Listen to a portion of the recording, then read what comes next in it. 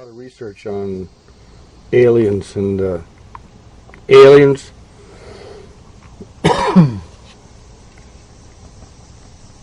They come from demons. I'll put some links in here where you can see that research, but I wanted you to see some people that are totally deceived, or at least one individual. But he's deceived with a reason. That's the scary part, because it's the deception goes to a media outlet that basically presents it to the entire nation, and in some cases the world. This is it. Over time and time again on these things as you're trying to get the word out that, you know, you're a pretty aware person, you know, as far as that, but you just like go, well, I'm trying to get the word out, maybe I'll get screwed, maybe I won't, but I'm just going to go for it anyway. Is that your attitude, or what? Well, it's been my attitude. Now my attitude is I just don't want that to happen anymore, you know. So I'm very reluctant to believe what anybody tells me anymore. Right. But have you developed an intuitive sense, perhaps, now? I mean, 'cause you know how that can do. It can start shutting you down from certain experiences or certain places where you might need to be. That's true, and to a certain extent, I have an intuitive sense of where somebody's coming from, but it doesn't always work. You know, that's what makes a con man a good con man, is that you get the perception that they're telling you the truth. Okay. And so someone who's really good at it, right, can snow you. Or me, anyway. I don't know about you. Hold on 1 second. Let me grab my...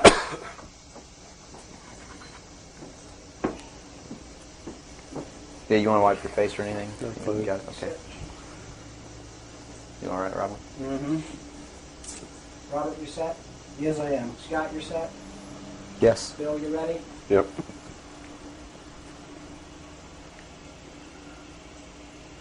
Bill, well, thanks for agreeing to the interview.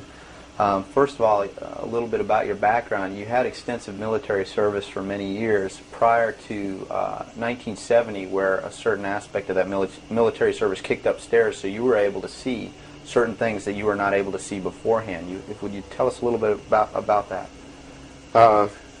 It actually started much longer in my past than that. I was reared in a military family. My father's an Air Force colonel. He's retired now. He was a command pilot. And as a child, I remember sitting around I remember the pilots at our house sitting around the kitchen table talking about their exploits in the cockpit and what they had seen in the skies. And some of that talk involved UFOs and what some of them called Foo Fighters. And I traveled all over the world, lived on military bases for most of my life. I was really an indoctrinated individual, you might say. I was as establishment as you could get, as gung-ho, pro-government, pro-America, pro-military. And that's why I went into the military, because that had been so much of my life. I went into the Air Force. I was in the Strategic Air Command for 4 years. As an aircraft and missile hydraulic technician, which is, I worked on the pneumatic and hydraulic systems of B-52 bombers, KC-135 aircraft, and Minuteman missiles. I had a secret security clearance. That's where I saw my first atomic bomb. I mean, we worked around on these planes, especially the ones on the alert pad, were always loaded, ready to go drop these bombs at a moment's notice. But while I was in the Air Force, I met sergeants, men who were older than me, and had been in the Air Force for quite a while, told me that they had participated in projects that had recovered crashed extraterrestrial craft, what you call UFOs. And they never told these stories unless they'd had quite a bit to drink. So I never really believed it. I thought, well, these guys are running a scam on me, you know, even though I'd heard about these things when I was a kid. I just still didn't believe in them. They're just so far out in left field, it's not something that you really give any serious thought to until something personal happens, which came later. While I left the Air Force, I went into the Navy. which is really where I wanted to be in the first place. I'd always had this tremendous feeling and connection with the ocean. I was an excellent swimmer, but I had a problem as a child. I had chronic motion sickness. If I got in a car and we went on a long trip, I got deathly ill. And same with boats or anything. I couldn't ride on the things at the carnival that went around and round because it just made me tremendously ill. But I decided after I had gone through the Air Force experience that sick or not, I was going to go in the Navy because that's really what I had wanted to do. So I did. Volunteered for submarine duty and was assigned to the USS Tyru, SS-416, which was a diesel-electric boat, World War II type, that had been reconfigured. When I went on board the boat, it was in the dry dock at Pearl Harbor Naval Shipyard and had literally been cut in half. They put in a 12-foot sonar section and then 3 domes on the deck for triangulating targets using sonar. And this was really one of the most up-to-date electronically submarines that we had. Wasn't a nuclear submarine, but as far as the ability to approach, get close to a target and destroy it, it had a better capacity to do that than any other boat that we had. While we were on a transit from the Portland-Seattle area on the surface, I was the port lookout, and I saw the most incredible thing that I think I've ever seen in my life. And it had such a profound effect upon my view of the universe and the world that we live in that I wish everybody could experience this. I saw come up out of the ocean, from beneath the surface of the sea, a huge disc-shaped craft about the size of a Midway-class aircraft carrier, which is tremendous in size. Even though that's one of our smallest carriers, there was then, it's still a huge, tremendously big object. Came up out of the ocean and rose into the air and tumbled on its axis and went up into the clouds, and I was awestruck, dumbstruck. And I mean dumbstruck, literally. I could not utter a sound. And my first impulse was to tell the officer of the deck that I'd seen a flying saucer, and then luckily for me I couldn't talk because on second thought that's not what I really wanted to say. Because I didn't want to be the only Looney Tunes character on a submarine with a tight-knit crew that you had to live in close quarters with,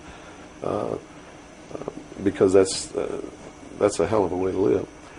So I told the officer of the deck that I'd seen something about 15 degrees off the port bow at a relative distance of about 2.5 nautical miles. And he began to look in that area. And the starboard lookout had heard me tell him this, and he began to look over there. And while we were all three watching, either the same craft or another one exactly like it came down out of the clouds, tumbled again on its, why it did this maneuver, I don't know, but every single time it did it. It's like it came down in this attitude, and then it flipped over, and then entered the water. And the water just appeared to open up in front of it. It's just like the account in the Bible about the parting of the Red Sea. That's exactly what happened. The sea actually parted, and this thing went into the water, and then it closed up behind it. And this big spray went up into the air. But it wasn't a spray from the craft hitting the water. It was a spray from the water coming back in to fill up this hole that had been created. And again, I'm thinking, this is incredible. What are we looking at here? And it was metal. It was a machine, and it wasn't glowing or anything like that. It didn't have any lights on it that we could see. But it was obviously metal, and it was obviously a machine. And although I can't tell you that there was anyone inside of it, I believe that there was. And it did something that, as far as I knew, was absolutely impossible. I'd been in the Air Force. I'd worked on the state-of-the-art of our aviation capabilities.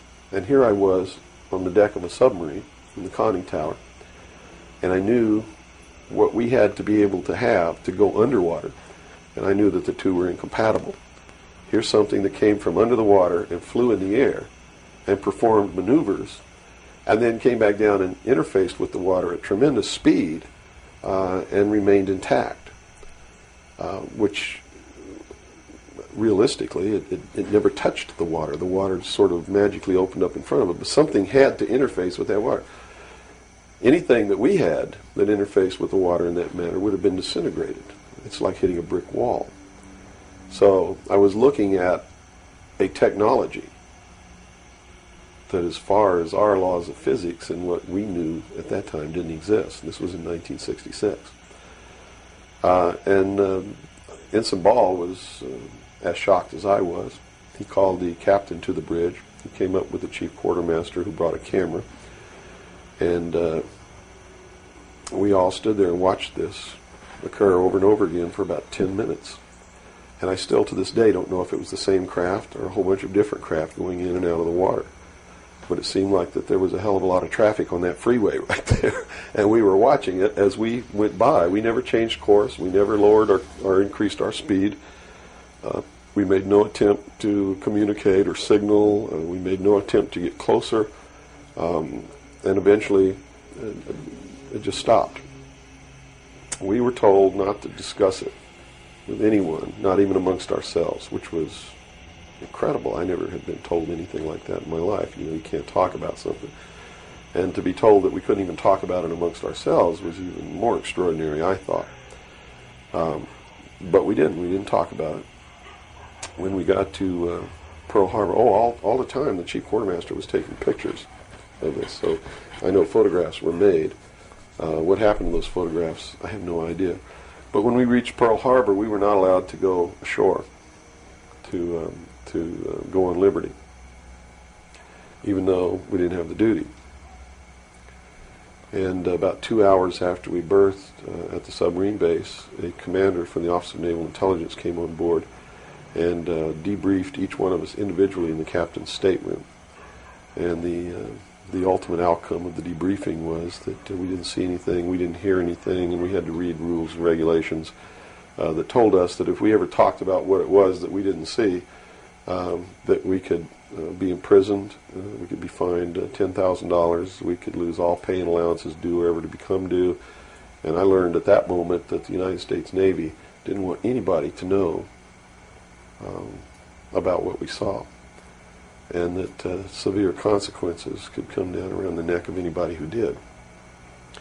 And that was when I understood fully that, yeah, there's a real cover-up. These things do exist, number one, and at least the United States Navy doesn't want anybody to know about it. And there's stiff penalties for anybody who bucks that. Mm-hmm. Moving forward a few years from, 1966, I believe, you gained a special security clearance that revealed to you certain documents, or were revealed to you, or that you saw, yes, relating to this very cover-up. To this and many other things. I was eventually trained by Naval Security and Intelligence, and I was given a secondary NEC, which is Naval Enlisted Code, which was 9545, which is Internal Security Specialist. And an internal security specialist is someone who protects classified information and protects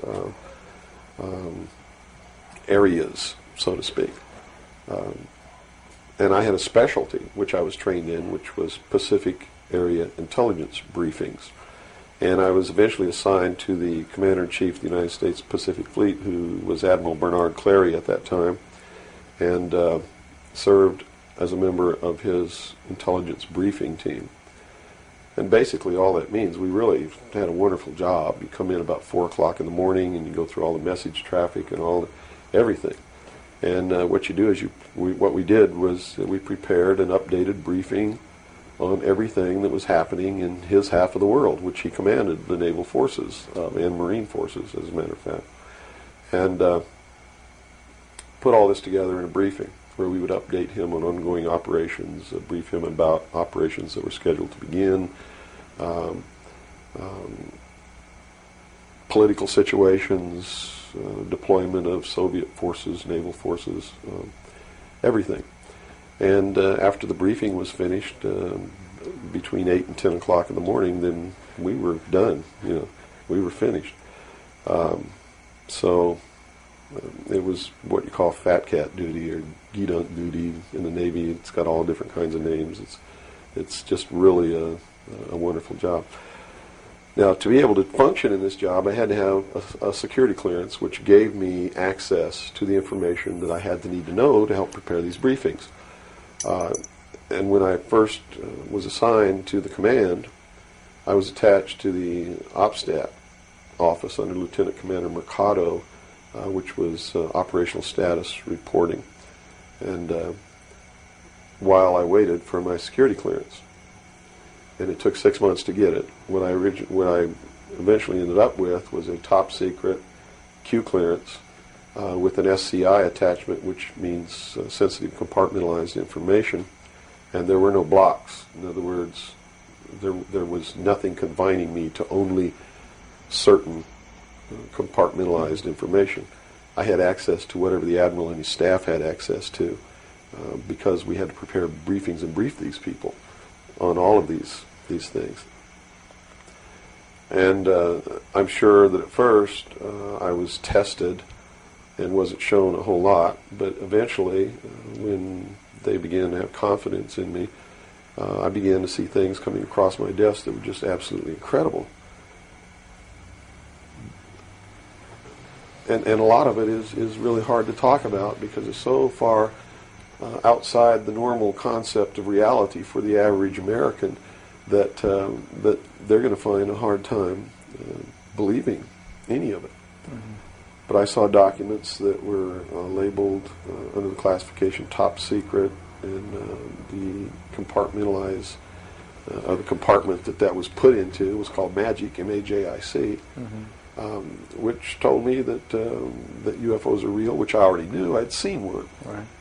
But this went farther than that. It told me that they were extraterrestrial in origin, that there were 4 different extraterrestrial species or races visiting this Earth, and that they had actually entered into an agreement with the United States government with one of these species of alien beings to exchange technology, and it told me all the projects that was underneath this. Project Red Light was actually the testing of extraterrestrial craft. Project Plato was a diplomatic project. Pounce was the recovery of technology. Pluto was the application of that technology to our own secret space program, not the public space program. There are 2 different space programs.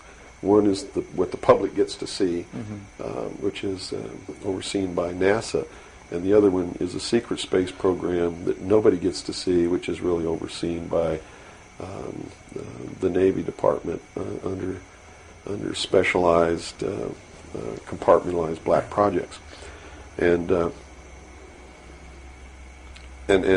what these people are doing in secret is just absolutely incredible. I also saw documents under an operation called Operation Majority, which outlined the plans to bring together a one-world government. It also included extraterrestrial information within that. Project Grudge, which was the second project. First was Sign, and then Project Grudge, which contained all of the extraterrestrial information up to a certain point. I forget the year cutoff. And then it was contained after that in another project called Project Aquarius, which was the accumulation of the whole history of alien interaction on planet Earth. But I have to say at this point that I don't know if those documents were really telling the truth or not. They could have been showing me these things so that eventually I would go out and talk about this. And maybe that'll become clear to you later why they may have done that. It could be real. So. Mm-hmm. But at this point, from a personal standpoint, what was it that, based on your experience in '66, and they said, absolutely do not reveal this to anybody, and here we are a few years later, and you're seeing documents that prove that what you saw was real. Mm-hmm. What was the one factor or a number of factors that led you to the decision to say, I've got to get this out, I've got to tell people about this? I saw contingency plans called Majestic. And these contingency plans were to, first place, a contingency is a plan that can be implemented if certain things occur. And the certain things that would have tripped this contingency plan are, number one, the public sector is getting too close to the truth, so they have to implement this to get them steered off the track. Or number two, we don't want to tell the public the truth about the alien presence, but there's so much alien activity occurring that the public is on the verge of finding out anyway. Let's tell them this story so that it doesn't cause consequences that we don't want. And that plan was called Majestic.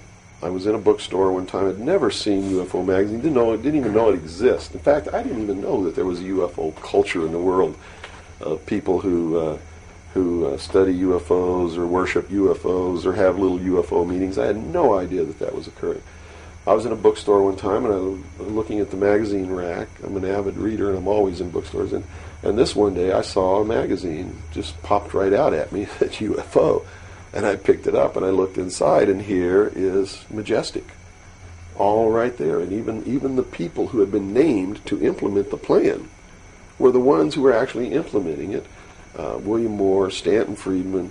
I'd never heard of Jamie Chanderay, but he was named, and they had brought out a supposed genuine document called the Eisenhower Briefing Document, which in reality is a fraudulent document. It's a fake, and it was created to implement the plan Majestic, to either indoctrinate the public on what the government wants the public to perceive as happening, or to steer researchers away from the truth, or both. So this wasn't revealing the plan of Majestic, but it was actually implementing the plan. Implementing the plan against the public. It was a psychological operation against the public. So this is what you saw.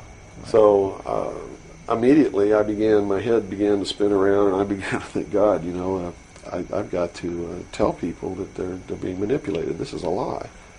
And it really, if the public were using their own intellect, they would know that it was a lie. The executive order quoted for this document was 92,000 something. I believe it was 92447, which is 92,447. And it was supposedly written by Truman. But Truman never wrote an executive order higher than 9,000. I mean, even today, there's no executive order with the number 92,000 on it. They've been consecutive since the beginning. So it was clearly fraudulent. So it's clearly fraudulent, but the public doesn't catch on to this. And here you got Stanton Friedman, one of the guys who implemented the contingency plan, Majestic, running around the country telling everybody it's not an executive order, it's a date, September 24th, 1947, which it very well could be a date. But it's listed in that document as being an executive order of the President of the United States, Harry Truman. And because of that, it's fake. And many other things. But specifically, that is the most glaring proof of fraudulent intent in the document. There are many other things in the document that also prove it's a forgery.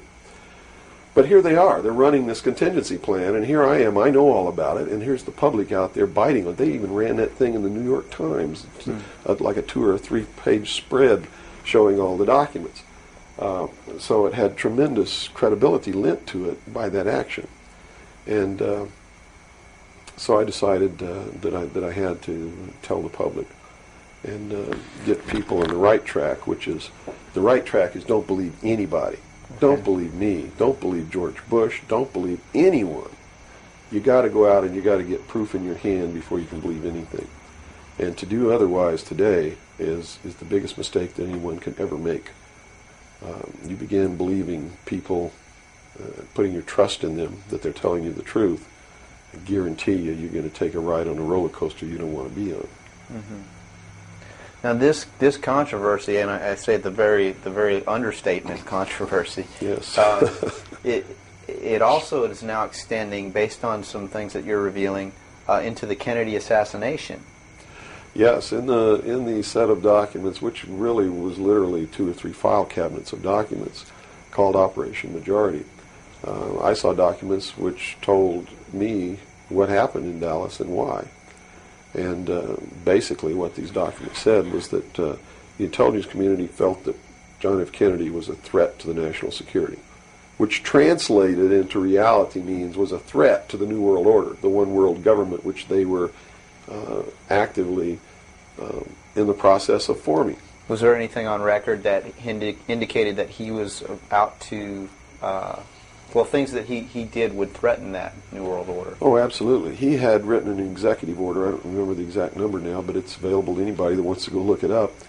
He had written an executive order ordering the printing of United States notes, which would have broken the back of the Federal Reserve, which is one of the major instruments of propelling the United States into the New World Order by destroying our economy, the basis upon which we live, the basis upon which our whole society is founded, is being ripped right out from under us.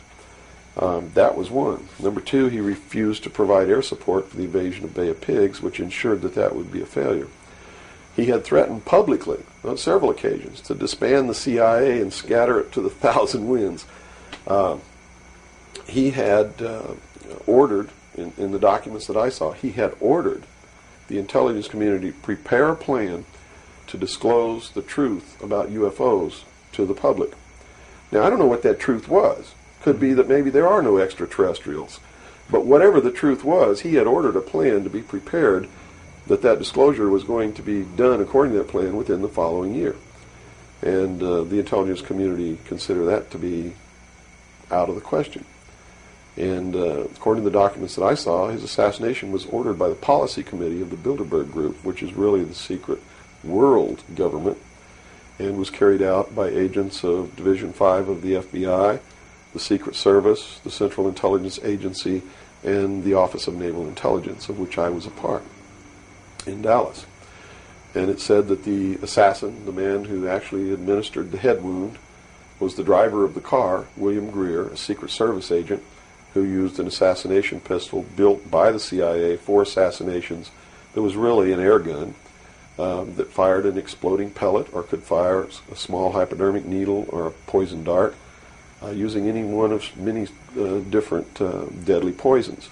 Specifically, it said that he fired an exploding pellet which contained shellfish toxin, and that the act was plainly visible in a film withheld from the public.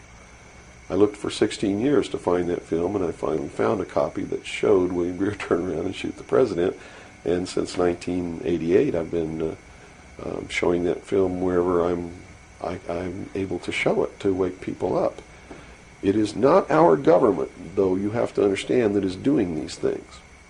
It is not our government that's failing us. It's not the Constitution or the Bill of Rights that's a bad instrument. It is a group of men who belong to secret societies who have infiltrated our society and our government at all levels and are destroying it and subverting it from within. And every member of naval intelligence that I knew who was an officer was a 32nd or a 33rd degree Freemason. And I asked my commanding officer at one point, I said, why are all you guys Masons? He said, Masons are used to keeping secrets. It's part of their fraternity. So if you want someone who already knows how to keep a secret, you recruit Freemasons. Well, later on, I found out what the truth is. The truth is you're not going to be a naval intelligence officer unless you are a Freemason or a member of the Ancient Order of the Rose and Cross, but you have to be high degrees for that. I think the reason I was selected as an enlisted man is because I had belonged to the Demolay Society. Which is what? As a teenager. That's sort of the first level of Freemasonry. That's how they recruit teenagers and indoctrinate them into their principles so that they go right into Freemasonry when they become an adult.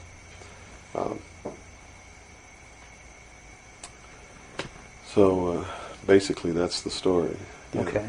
Well, based on the information that you're revealing, which would seem to be equally or if not more of a threat than what Kennedy was originally planning on doing, is actually revealing the underlying cause of all of this. Why is it that you are here today, or how is it that you are here today and you're not, conveniently taken away and put in a padded cell somewhere so that you can't speak of these things? Well, I really don't know the true answer to that question, because you would have to ask them to find out why they haven't done anything. But I can tell you this. I began to reveal information in 1976 and I was physically attacked on 2 occasions. My skull was caved in. That's what all these scars are here. On the second attack, I lost my leg. They visited me in the hospital. They had no intention of killing me. They were delivering a message to me. Shut up. And that was the message that came through loud and clear. And 2 men who identified themselves with identification cards who belonged to the Defense Investigative Service, which is really the Defense Intelligence Agency, asked me if I was going to shut up or they were going to have to do it right. And I told them, I said, you don't have to worry about me. I'm going to be a good little boy for the rest of my life, and yeah, I'm going to shut my mouth. And I did for 16 years, kept silent until I saw this UFO magazine in a bookstore, which indicated that they had implemented the contingency plan called Majestic. But if you want to know what I think the reason is, I believe that there are several. One, they've had a plan that's been in force since the 40s to debunk, ridicule, destroy anybody who ever talks about these subjects. And the public has been thoroughly indoctrinated that if you talk about any of these things that I'm talking about, you're just another nut. So the public, by and large, doesn't pay any attention to it. So in that sense, I'm not a threat. If the president had come on television and said, hey, this is what's going on, then they would have listened and they'd pay attention to it. But people like me, they perceive me as being just another loony bin, fruitcake, nut, which I assure you I'm not. But that's the perception that they've been brainwashed into believing. And so that's what they believe. Number 2, I'm so much in front of the public from the very beginning when I began to talk.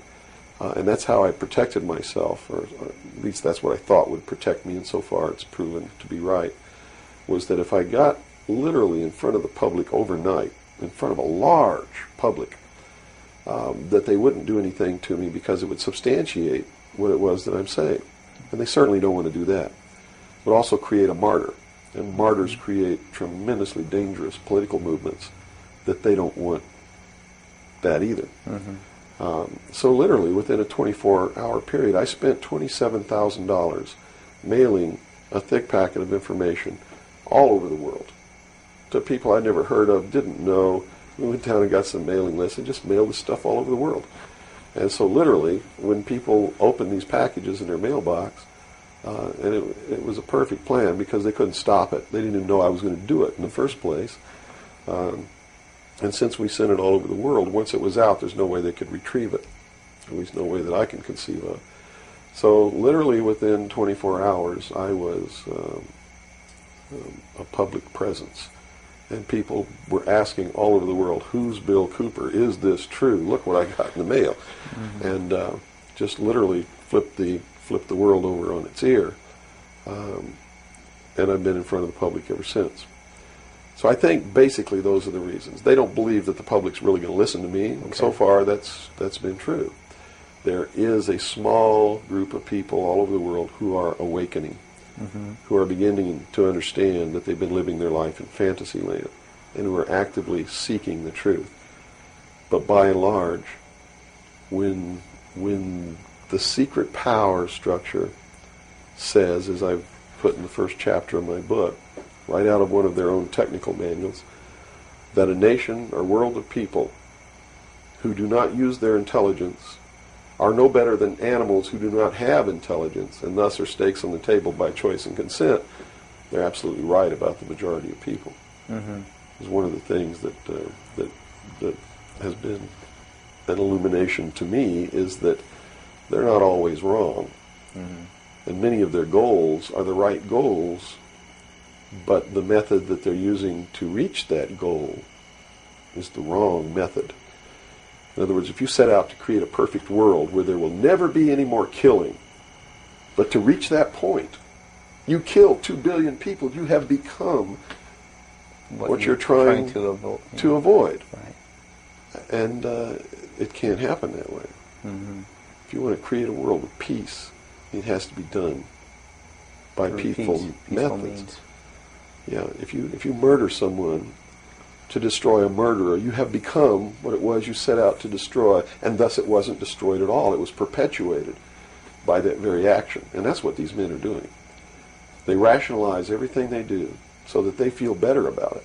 Mm-hmm. But what they are doing is becoming what it is that they want to get rid of. And the world will never be a safe place for anyone as long as there are men who do these things. Very eloquently said. Thank you. Now, you. your message to people, once again, is don't believe anything.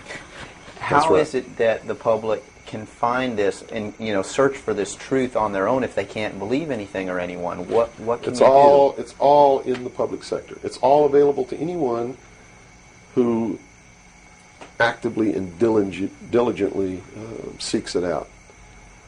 Everything that's in my book, Behold a Pale Horse, is all. Everything in here, all the documents that are in here, mm-hmm. everything that's in this book is in the public domain. Can be substantiated? Yes, and I intentionally wrote this book not using anything that wasn't available to the public to show people that, yes, if I can find this information, so can you. I have tons of stuff that's not available to the public. But as you can see by reading this book, you don't need that stuff because it's what you need is available to you. Public libraries are overflowing with the proof of what's really going on in the world, but nobody really utilizes it to the extent that they're able to pick this out and put it together. Another thing I've done for people is I've put it together for them so that they can see the overall picture rather than looking at small things and thinking that it's isolated. Nothing is isolated. It's all part of a big puzzle. Mm-hmm. And the puzzle is coming together, and when the puzzle is assembled, it's going to be a one-world totalitarian socialist government that nobody's going to like except the people that are running it. It's Hitler all over again. And the rationalization is we're going to create the world without war. The utopia. The utopia. But they will never create that utopia because they're not dealing with the problem that makes them want to create it, and that is the inherent flaw in each individual human being that makes us do the things that we do. Until that's overcome, there's never going to be a world without war or without rape or without killing or without robbery, and anybody that thinks that there is has already gone off the deep end. So the method is, here, I'm going to hold a gun to your head so you won't rape, you won't kill. That's right. Yes, okay, I understand. The title of your book, Behold a Pale Horse, what significance does that have? What are you saying with this title? This title is from the book of Revelations, because I have to tell you this, and you may think I'm nuts if you want to, but this is the truth. Either these men are following the book of Revelation, the book of Revelation as it is in the Bible. Mm-hmm. They're either following it, just like a plan, and bringing the prophecies in there to pass to manipulate and control those who believe in those prophecies and neutralize them, so to speak. In other words, if this is written in the Bible and God has ordained it, who am I to resist? It must come to pass, so I'm not going to try to stop it. Okay. What a perfect way to neutralize the opposition right off the bat. Or there really is a God, and what he said was going to come to pass is coming to pass. And I named this, Behold a Pale Horse, from chapter 13 of the book of Revelations. The fourth horseman of the apocalypse is the pale horse.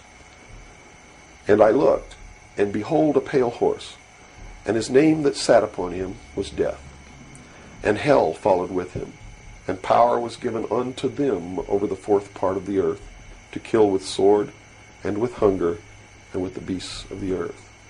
And that is taking place now today. The fourth horseman is riding across the world now. That's what AIDS is all about. That's what all these little brush fire wars all over the world are all about. That's what's happening. That's why cancer cures are suppressed. Is because they fully intend to kill a minimum of 2 billion people by the year 2000. AIDS is an invention of man. It is not a natural disease, and it has been implemented and placed into the population as a population control. And when they did it, they had the cure before they did it. And when they deem that enough people have died or been killed, they will say, we have a cure for AIDS. And everybody will be called to report to some place to get an inoculation, which is going to do two things. One, it's going to stop AIDS in its tracks. And number two, it's going to implant a device which will be able to be used to track each individual person and maybe even to control those people. And that's what the pet implant program is all about. It's not about finding lost pets. They don't give a damn about pets, and they would never put a satellite in orbit to find a lost pet, but yet there's a satellite up there that they're using to find pets that have been implanted with these devices. They're testing this program on pets that's going to be used in human beings. And in the Los Angeles Times in 1989, they ran an article. It was 10 forecasts for the coming decade, was the title of the article. I have a copy of it in my research center. And number 5, I believe it was number 5, in those 10 forecasts for the coming decade was chemical or electronic implants to control individual behavior on a 24-hour basis, unquote. So it's not hidden at all. It's there for anybody who wants to look. But nobody's looking. Nobody's looking. They believe, and I believe that they're right, that the biggest danger to mankind right now is man himself, population. A study in 1957 told them that by 1990 the world population would double. In 33 years. Can you imagine that? The world population of human beings doubled in 33 years. Mm-hmm. And they knew that it's an exponential doubling. Throughout history, every time it's doubled, the interval has gotten shorter. So that was 33 years. The next doubling will take place in approximately 28 years. The next one after that, approximately 24 years. Can you imagine if the world population doubles again in 28 years from 1990? In other words, in the year 2018, the world population doubles. And we're having problems with food supplies and timber and clean water and clean air now. And then after that, it doubles again in another 24 years. That's why they created AIDS. Because they didn't want to have to go around the world and say, you, and you up against the wall, you've got to die today. And shoot them. They did it in a manner to where they could target what they consider to be undesirable populations. And I want to be very clear that I don't agree with them on this. They specifically targeted blacks, Hispanics, and homosexuals for complete eradication. And AIDS is really going through those populations, and it's really doing a number on blacks, Hispanics, and homosexuals. That theory has made news. I've heard that before, and this it's been isn't a debunked theory. very clear by the public, saying, "Oh, that's ridiculous." But you're saying that that may indeed be the case. It's not ridiculous. I actually saw this in documents, and the project name was Project Naomi. MK Naomi was the name of it. It was a CIA project. The AIDS, whatever causes AIDS, whatever that turns out to be, according to those documents, was developed at Fort Detrick, Maryland, under a CIA project called MK Naomi. It was financed by $10 million for the Department of the Army's biological warfare programs. It was carried out, supervised by the CIA, carried out by scientists who worked for the Special Operations Division of the Department of Defense. And it's doing its job. And would you assume if AIDS doesn't work, there's a contingency plan for that even? Well, I think that they have other things out there working concurrently. One thing I've learned about these men is they don't just do one thing. In case the public discovers what they're doing, or discovers that somebody's doing, whether they know who's really doing it or not, and stops it, what they have running is several concurrently running plans, so that if one or two fail, the other ones are going to take care of the problem. It sounds pretty hopeless. I mean, based on that scenario, is there anything, any uprising or what? Yeah, there is, but it requires that people wake up. It requires that they really learn the truth instead of live their life in fantasy land. You see, because nothing can exist without the consent of the people. Unless they buy it, it's not going to happen. And all of these plans lead to the public's ultimate acceptance of what they're going to do. In fact, they're designed to make the public ask for it. For instance, the burning of the rainforest in Brazil. I know people who are just up in arms. Stop this. We've got to stop the burning of the rainforest, which is exactly what the burning of the rainforest is designed to do. Because Brazil is a sovereign nation, right? How can you tell a sovereign nation to stop burning its own forest? You can't. What they're asking for is control over a sovereign nation by a world governing body who can then send troops, a police force, to make Brazil stop burning the rainforest, and that's why they started the burning of the rainforest in the first place. You see, they went down there and they built a road across the Amazon jungle that went nowhere. There was no reason for this road to be built. There was no place to go. It doesn't go from here to a city on the other side. It just goes across the jungle and ends. And they built this road on purpose because they knew that most of the people in Brazil are so dirt poor that they would see this road as the answer to their prayers. Free land, free timber, a way to support their family, a way to become wealthy, or at least more wealthy than they were, which was no wealthy. Mm-hmm. And that's exactly what happened. Millions of people headed out down this road and staked out some land and burned the forest and tried to grow crops. And they found that rainforest is no good for growing crops. It'll grow one crop, and then you got to go burn more trees and plant another crop because the soil is poor. And that's what's happening.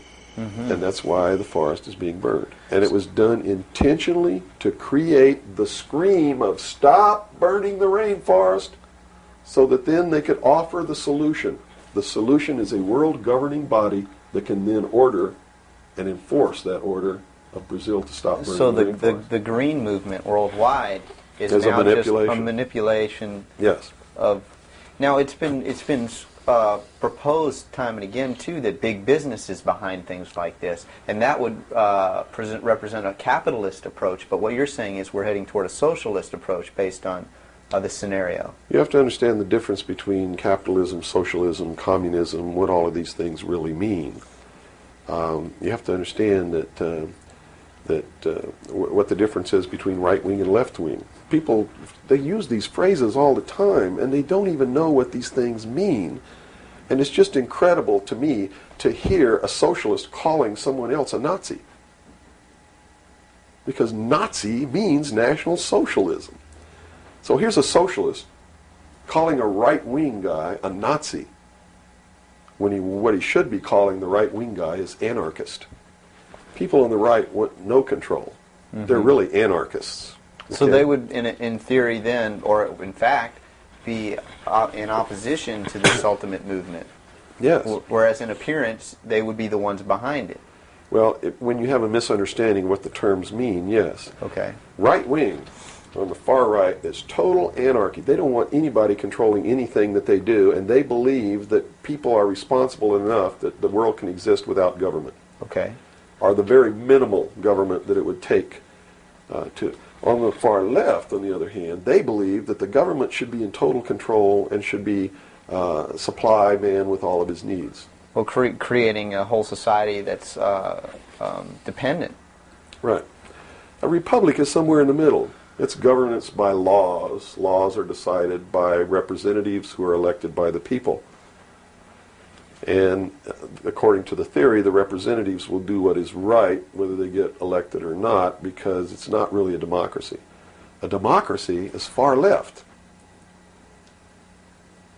People don't understand. We don't live in a democracy. This country is not a democracy. It is a republic. A democracy is ruled by the mob. The mob always votes themselves every kind of benefit that they can vote themselves. And whenever you do that, it means large, tremendously overpowering government in control. They vote themselves into dependency. That's it. They vote themselves into a dictatorship is what they do, where they lose all of the benefits that they intended to vote themselves into in the first place. Okay. And democracies are extremely dangerous to minorities, because if the majority of people don't like you, right, they're going to vote that they kill you, and they can, that's it. Democracies are dangerous. Democracies are socialists. Democracies are communism. That's what communism is. The definition of communism is everybody doing according to their talents and receiving according to their need. And it doesn't work. We already know it doesn't work. Men, by his inherent nature, is greedy. So those at the top always end up having everything, and those at the bottom end up having nothing in communism. Socialism is different. Socialism usually ends up in a dictatorship, in a very controlling dictatorial government which even owns the people that it governs, so that those who live in fear of not having are provided for what they need, and in turn they worship this oppressive government. Socialists are children who went out into the world, took a look around and said, I can't handle it, and went home to Daddy. Okay. Daddy, protect me. Daddy, feed me. Daddy, loan me your car. Daddy, tuck me in at night. Socialists are scared little children who are irresponsible, can't stand on their own 2 feet, and need Daddy to take care of them. Okay. Okay? Now we got the... But what happens when you go home to Daddy and Daddy does all these things for you? Tell me. Well, you never leave the home. You've got no reason to. In other words, if you're being provided for in that way. You're being provided for, but what does it mean? Doesn't it mean that you have to do what Daddy tells you to do? True. Doesn't You're mean you have under to be his in rules. when Daddy tells you to be in. Doesn't it mean that you can't drive the car to the next town if Daddy tells you you can't. Doesn't it mean that if Daddy tells you to take out the trash, you better take out the trash? Are you beginning to understand the concept? When you ask for favors from Daddy, you have to give up freedom in return. Right. Okay. So socialism always leads to repression of liberty, freedom, equality. All of those things fly out the window so that you can have free health care, so that you can have a place to live but you don't have to pay the rent, so that you can have food given to you by the state. And that's where we're headed. Right in this country right now, we're almost totally socialist, and now people are screaming for a national health care policy. Right. Health care insurance. Now, the other aspect, once again, I'd like to go into is the anarchy, or the right wing, which we just into that similar...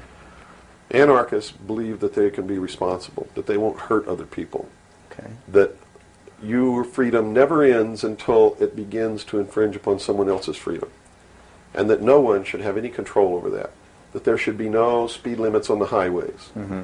The problem is that, again, just like on the socialist side, you have people over here that are human, and human condition means that ultimately somebody's not going to be responsible, that they're going to drive too fast when they've had too much to drink, and they're going to kill innocent people. The answer is a balance.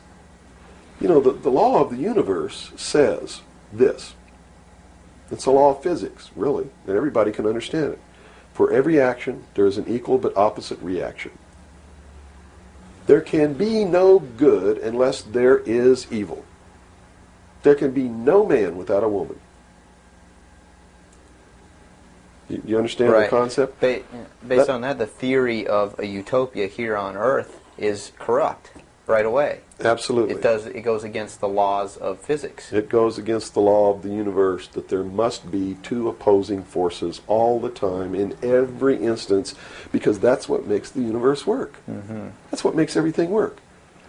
What we need to do is stop trying to go way over here and establish some utopia of freedoms, or way over here to establish some repression of freedom so that we make sure that we got something on the table to eat. And strike a balance between the two that works. And stop withholding information. What makes it difficult for anyone to succeed or live, or for us to really come together and have peace in this world, are all of these people who think that they are the guardians of the secrets of the ages, and have only them have truly mature minds, so only them are worthy of knowing the secrets and the real science and the real metaphysics and all of these things. So they repress it and they keep it secret, so the rest of us live out our lives and we don't know the truth of what life is really all about. Therefore, we're always stumbling over each other and getting in each other's way and doing the things that we profess that we don't want to do. simply because we don't have access to the truth. If we had access to the truth... Now, I got to tell you this. Back when these men first began establishing these societies, these mystery schools, and suppressing information, the common man was uneducated, did not have an intellect capable of understanding these secrets. They were really beasts of burden for the most part, and they lived their whole life in toil. Right. But things are not that way now. Most people have a good education. They have a good mind. They're capable of understanding if they're taught, and if they're taught correctly. And I think it's time to teach people what the truth is, and quit hiding it, so that we can come together as one humanity and make a balance and live together in a balance. You know, evil's never going to disappear, neither is good. But we can maintain a balance and life can be good. Instead of swinging back in this tremendous battle between these two opposing, radical, extreme ends of the scale. That's got to stop. I've never understood why somebody would join together in this band of people and call himself a Democrat and not vote for anybody else if they're not a Democrat. That concept is beyond my understanding. And Republicans and Libertarians and Populists and Communists and Socialists and this and that, and blacks and whites and Indians, and there are so many sects and groups and segments, and we're so fragmented that getting together is going to really be difficult. But we've got to do it. Because if we don't wake up and do it ourselves, these men who meet in secret and plot the manipulations are going to do it whether we want it or not, and they're going to do it at the point of a gun. And they're going to take away everybody's freedom because they don't consider us responsible. Capable of having that freedom. Are capable, are even of using our intellect. So they'll put us in shackles and control us and force us to be peaceful. That's what the plan is, and that's what the New World Order is all about. Well, we've run from UFOs right to this, and at first a person might watch this and say, "Wow, this is really strange." But where we've come down to, based on that beginning, is quite in the realm of common sense. Well, it's not strange at all. It's what they've been trained all their life, that if they hear these buzzwords, they're listening to some loony idiot talk, and it has no substance to it. Once they get into it, though, and begin to understand that everything is interconnected, it's leading us toward one end, a one-world totalitarian socialist government, and begin to see it coming to pass all around them in their life, and understand that nothing happens by accident. It's been planned for many years. Then they begin to understand that UFOs play a big role in this. Because if they're real, it's the most significant thing that's ever happened in the history of man, and may be the driving force behind locking up the human race. Because how could a UFO land in a place like Macon, Georgia, and somebody who doesn't look like us get out, walk down the street? And I'm not trying to insult the citizens of the state of Georgia. What if they landed in Newark, New Jersey, and got out and walked down the street in a society that kills people because they sit in the wrong seat on a bus? I'd assume now that they'll know about us. Of course they will. They probably already know about you if you've been exposing the truth on your show. Would you assume that our phone lines would be bugged at this point? I don't know. I doubt it. They don't really consider you to be a threat unless you develop a large political following. Oh, okay. So, unless you have a large political following, you're not considered to be a threat to them. Not yet. Because they figure that the people are too stupid to listen to you anyway. And generally, they're right.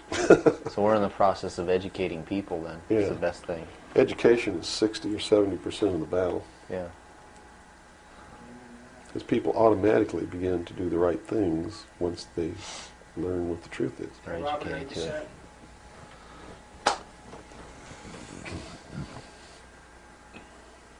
Yeah. No, hold on. Okay, I got it. Ready? Ready. Okay, go ahead. Let's go back into the Kennedy situation here.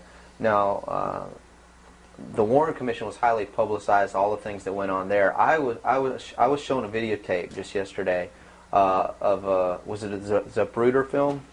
It is the Zapruder film. Okay, and it clearly showed to me that a number of things. One in which that the film was obviously tampered with. Absolutely. but not tampered with to the point where I couldn't tell that the driver of the limousine was pulling a gun, or what appeared to look like a gun, around his shoulder and shooting President Kennedy in the head. That caused his head to snap back. Did the Warren Commission see this? It seems so. The Warren Commission never looked at the Zapruder film, ever. So they never saw it.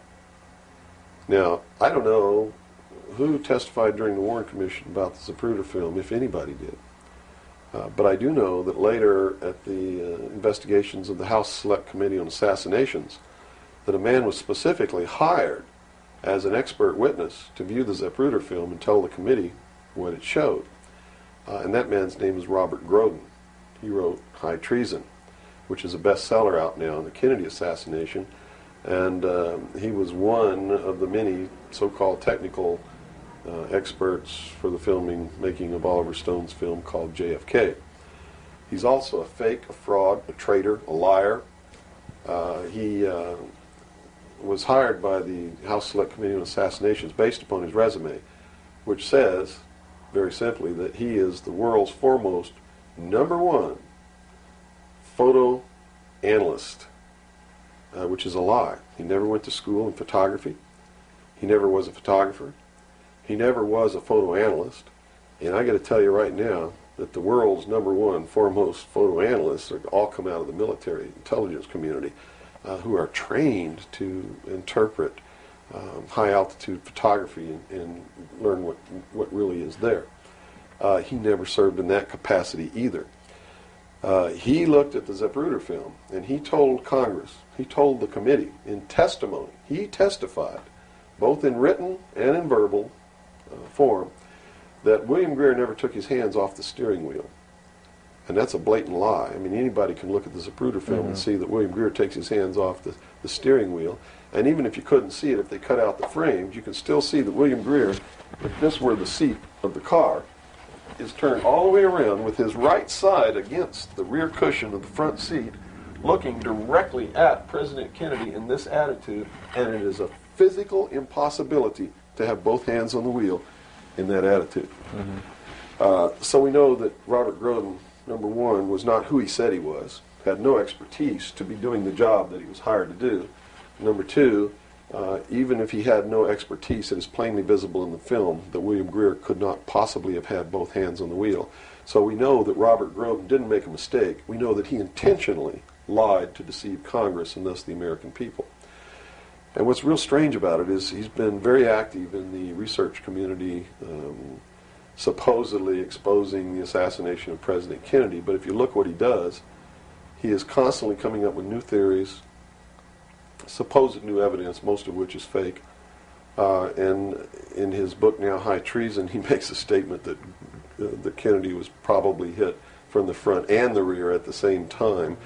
His job is to keep the American people confused and propagate the lie that our government is no good, that it's our government who assassinated John F. Kennedy. And I'm here to tell you, it wasn't our government. It was the secret societies known as the Illuminati, the Knights Templar, the Freemasons, who assassinated John F. Kennedy. And the proof is right there for anybody who wants to see it. William Greer was a Freemason, #1. He was the Secret Service agent who shot Kennedy. #2, in Dealey Plaza, there's an obelisk, a monument commemorating the location of the first Masonic temple in the state of Texas. Dealey Plaza is on the 33rd parallel, which is one of the sacred numbers in Freemasonry. He was assassinated in a manner that assured the greatest flow of blood, which is called blood atonement, which was practiced by Freemasonry in the early days and supposedly is not practiced now. But in reality is the method of choice of execution, trial and execution by Freemasons. The Bilderberg group that orders his execution is the Supreme World Council of Freemasonry and consists of 39 permanent members, which is 3 times 13, which is also the exact number of men who signed the Constitution 39. You see, our forefathers were also members of this secret group, and this country was founded to bring about the New World Order. And it's all in the Great Seal of the United States, which was, and that, the design of the Great Seal was made law in 1782. It's just absolutely incredible that the American people don't understand that groups of men don't get together and meet in secret and take blood oaths which say that they can be cut open and their heart ripped out of their body and their intestines scattered over the floor if they talk about the secrets. That's not a benevolent fraternity. That's a dangerous group of men. Grown men don't play games like that. They're serious. It's the secret societies who are bringing about the New World Order. They're the ones who killed John F. Kennedy. There's nothing wrong with our Constitution or our Bill of Rights. But Americans are going to be convinced that our government sucks. And that's what all this stuff is all about. So at the beginning, the founders of this country actually did create what was I guess you could say, an above-board good government basis for a good government. Yes. They gave us every tool to ensure the success. But it was an experiment, you see, because man had always claimed that he could rule himself, but had never been allowed to do that. Even in ancient Rome, they call it a democracy. The man didn't rule himself. He was ruled by other people who made man think he was ruling himself. But the truth was, a Roman centurion could march down the street and grab anybody they wanted to and make you do whatever they wanted to, or just execute you on the spot. And that was the truth of the matter. Those weren't free people. In the history of the world, there had never been a people who were truly free or who truly ruled themselves until the United States of America was created as a republic by which we ruled ourselves through elected representatives whom we sent to the State House, either in the States or to Congress, to do it. They also gave us every tool by which we would destroy ourselves if we weren't capable of doing it. The United States and France, the revolution in this country and the revolution in France, were created to bring about governments which would function as the antithesis to the kings and queens of the world and cause them to topple off their thrones. It also gave man a chance to prove once and for all whether he could rule himself or not. And if he could, fine. That would be the New World Order. If he couldn't, they built the tools into the Constitution to allow them to take it away from us. And those tools are the creation of the federal democracy within the boundaries of Washington, D.C., and the right to contract, through which, if we were irresponsible, we would contract to receive rights from that federal democracy and thus, in return, give up our freedom. And that's exactly what's happening. It's exactly what we've done. John F. Kennedy was short-circuiting the New World Order. He had ordered the printing of constitutional money, United States notes, which would have destroyed the Federal Reserve, which is not an agency of the United States government. It's a private corporation owned and operated by the world bankers, controlled by the Illuminati. And its purpose was to destroy the middle class in this country and thus our economy, and throw us at the mercy of the New World Order. And we see this unfolding now. You see it unfolding now. You are seeing, and I predicted this well in advance, you are seeing the destruction of the economy of the United States. And it will continue. It will not get better. It's downhill from here on out. Unless we nationalize the Federal Reserve, lock up the criminals who own it, cancel the debt, which will then bankrupt the Illuminati, which is exactly what we ought to do, print constitutional money, which cannot be usurped, which cannot lead to our destruction, and go back to what we're supposed to do, and quit contracting for benefits. We're escaping from the laws of nature, and there's a terrible consequence for that. Mm-hmm. Terrible consequence. We have to function within the laws of nature. You can't contract for somebody else to keep you alive. You have to be responsible within your life to keep yourself alive. Mm-hmm. And if you can't do it, then you have to die. That's the law of nature. You see. Kennedy also did a lot of other things. I mean, he was a believer in the Bible. These men who are bringing about the New World Order don't believe in the God of the Bible.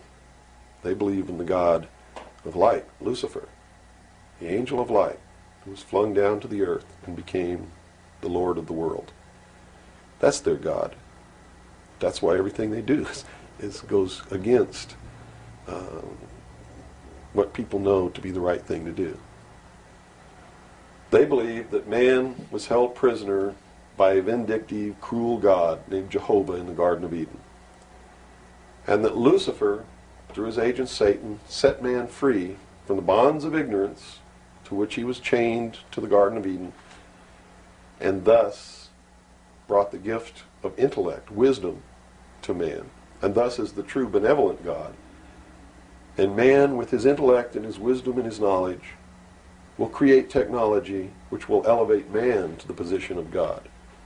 And all this is allegorical. Don't take the story literally, you see, because it's all allegorical. They believe that intellect, reason, is the light, is the true God, is what makes man God. And I'm not going to debate the right or wrongness of that, because who the hell knows. But I can tell you that they pervert whatever it is that might be divine about their philosophy by becoming what they profess to destroy. To destroy, yes. And so, in their zeal to bring about the New World Order, they destroyed the political will of the nation when they assassinated John F. Kennedy, which has furthered their goals, because it made a lot of people feel so helpless that, God, if they can kill the president, who am I? You know, what can I do? I'm just one lonely, helpless person. So they quit voting. They abdicated their power. And, of course, through agents like Robert Groden and many others, Oliver Stone, they're being convinced that our government sucks, that our government is the problem, that the Constitution doesn't work, that the Bill of Rights aren't real. We're playing right into their hands, in other words. We're playing right into their hands, because there's nothing wrong with the Constitution or the Bill of Rights or our government. It's the people. You see, it's been infiltrated, and from within, they are eating at the heart of this nation like a cancer, this secret society. They are destroying it. They are subverting it. Our Constitution has not been allowed to work since 1945, and maybe even earlier.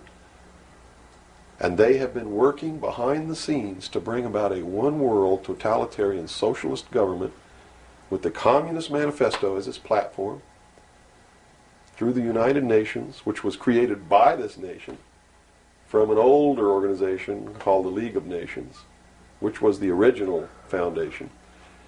And at the highest levels of our government, the Constitution's already been scrapped, and they are working under the aegis of the UN Participation Act and the United Nations Charter. Which says what? Which says that there are no rights, there are only what you call privileges. And privileges can be granted or taken away at will by the state. Quite a frightening scenario. It's a very frightening scenario, and people better wake up to the fact that unless they wake up and do something about it now, there's only going to be one alternative. And that's either take up arms, restore the Constitution, and the blood will run in the streets of America, or reach down and put the shackles around your own feet and march off into slavery peacefully.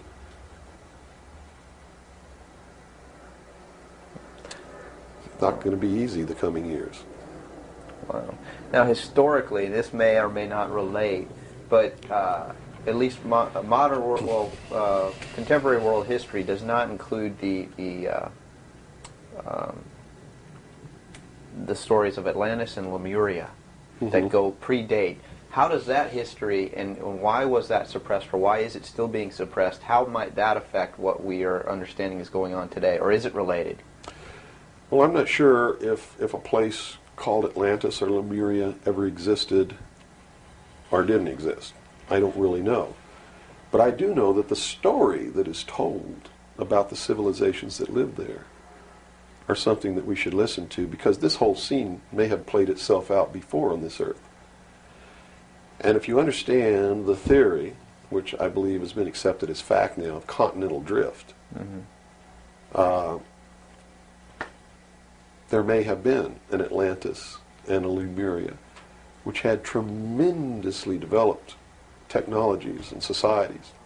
And the same scenario that we're playing out now in this great stage called the world may have played itself out over and over again in the past for millennium.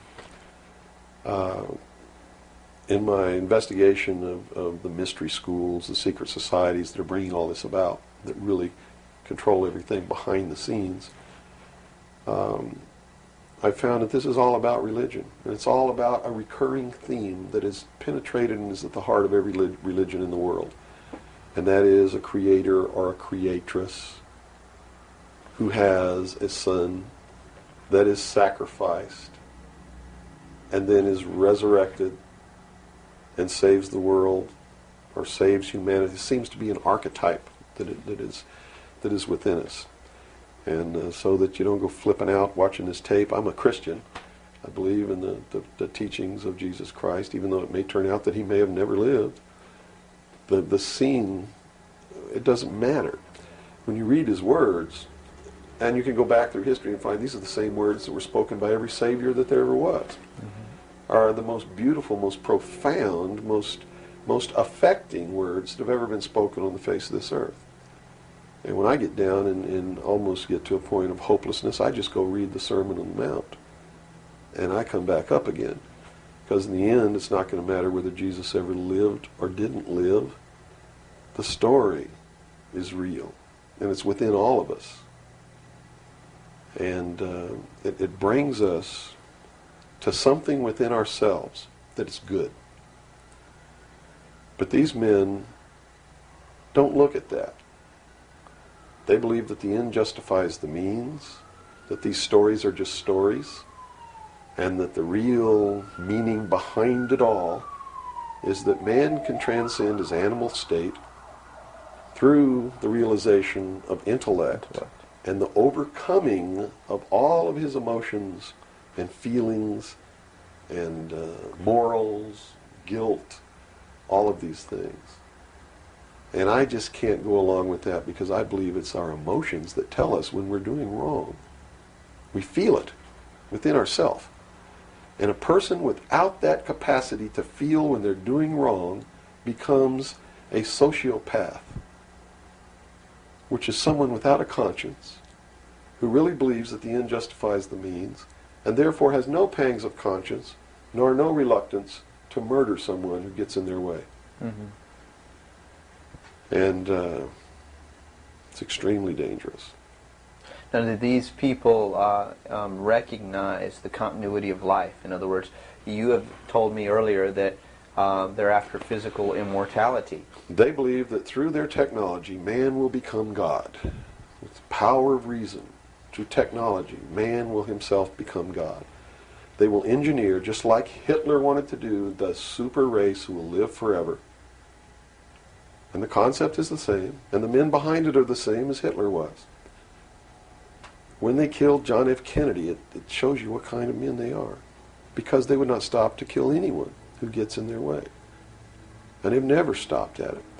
Their goal, literally, to bring about the New World Order, will be to kill approximately 2 billion people before the year 2000. AIDS is one method of doing this. There'll be many more. As they solidify their control, everyone will be given a choice. They'll be presented with a new world religion. They'll be told to renounce Christ, renounce Buddha, renounce Muhammad, join the New World Order, join the New World Religion. If they refuse, they'll be executed. Very simple. And it won't bother them a bit. In fact, according to their belief, they believe they'll be helping these people. And in reality, they will. Because those people will transcend this physical state while they're prisoned here living forever. I feel sorry for them because those of us who will eventually die will transcend the pain and the suffering that goes along with this world. And they're so egotistical that they preserve whatever they do so that the diligent can find out what kind of men these men really are. For instance, the Kennedy assassination, I've been showing a film for 5 years that shows exactly who did it. I show you exactly where Oswald is on the film. He wasn't even on the 6th floor. He was standing in the doorway of the book depository building watching the motorcade go by. And it's incredible. At the same time, you said they would have everybody renounce religion. Yes. Have they as well been using it as a tool for their means? If you're a Christian, you'll be required to renounce Christ and join the New World religion. Now remember I told you before, that no matter what your religion is or what you think, they are following the scenario in the book of Revelations to a T, right down to the last little bit. If you want to know what's going to happen in the future, if we don't wake up, and through the power of those, see, not one drop of blood ever has to be spilled, and no one has to ever put any chains on their legs or their arms, ever. If people just wake up and exercise what was given to us in our Constitution, the power of the vote, while we still have that power. So you say there is still a possibility for like one individual watching this tape to actually make a difference. You better believe it. How Yes. would that be so? Well, number one, learn what the truth really is. Get away from the fantasy that you've been living. Educate other people, those you know, your family. Once that begins to happen, it spreads. And then if the people decide that they don't want what they have in store for us planned, just through the power of the vote, they can make this country and the world whatever they want it to be. Whatever they want it to be. And there are no limits on that, except to understand that you can never make everything all right, and you can never make everything all bad. Both must exist, and we must maintain a balance. Mm-hmm. And we must become responsible. If each individual on this earth learned to walk in a divine state of grace, responsible for themselves, their family, their city, their state, their country, and for the world, Into the laws of nature? and to the laws of nature, and actively participate in solving the problems of yourself, your family, your city, your state, your country, and the world, there could never be a group of men meeting behind closed doors in secret that could ever control anybody. But by abdicating responsibility, by not walking in that divine state of grace, makes possible anyone meeting behind closed doors to bring about the world that they want. And the world that they want may not be the world that you want, or that I want, or that these people watching might want. Mm-hmm. If you don't participate, you can't complain. If you don't help cook the meal, you got no right to bitch about it. You got to sit down and eat what's put on your plate. Mm-hmm. If you don't like that, then you should have been in the kitchen helping to prepare the meal, helping to plan it, helping to prepare it, helping to serve it. If you want to sit on your butt in the living room while somebody else prepares the meal for you and decides what it's going to be and puts it on the table, it's too late to say that's not what you wanted to eat. Mm-hmm. It's too late to say it's not cooked the way you wanted it to cook. Well, that's very simple to understand. And That's right. You got to eat it because you have to eat to live. Mm-hmm. And I think that anybody can understand the meaning behind that little story. Mm-hmm. Okay, let's take a step back to the Kennedy thing now. So This is cut all back. about the Kennedy. Well, yeah, it is. But just specifically about, once again, I want to bring up the film as well. Another thing that came to my mind when I viewed it is that the two Secret Service men, the driver and the person sitting next to him in the front, regardless of what they claim happened, obviously did not operate in a way that you were trained as a Secret Serviceman to protect the president. Shouldn't they have just driven that car right out of there, and the other guy should have done something to protect or look for who's shooting? You know, it just didn't seem to make any sense. How would the Warren Commission not? They didn't see the film, so I guess they didn't no one see was the brought. film by design, because if they saw the film, they'd have to be responsible for the decision that they made that Lee Harvey Oswald was a lone assassin. Okay. So I think they didn't see the film on purpose because they didn't want to have to be responsible for saying, Making hey, that look, decision. the driver did it, you know. They didn't want to make that decision. And in a letter that Lyndon Johnson wrote to the Warren Commission, he specifically said in the letter, you must quickly identify Lee Harvey Oswald as acting alone with no conspiracy so that America can get back to business. Was Lyndon Johnson acting on behalf of this secret society, or was he concerned of course. with... He had to know all about it and approve of it because he was going to be the new president. And the new president would be in charge of the investigation.